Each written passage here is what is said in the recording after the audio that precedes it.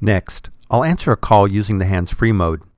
When you have an incoming call, by leaving the handset on hook and pressing the line that is flashing, or the hands-free button, on my phone, this activates the hands-free speaker mode. This was set up in the audio mode menu in the options list.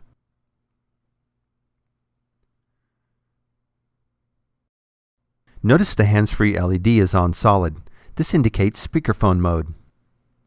The hands-free microphone is located beneath the dial pad. Be careful not to obstruct the microphone, for example with papers or books. If I pick up the handset, the hands-free button is no longer lit, and I can continue my conversation on the handset.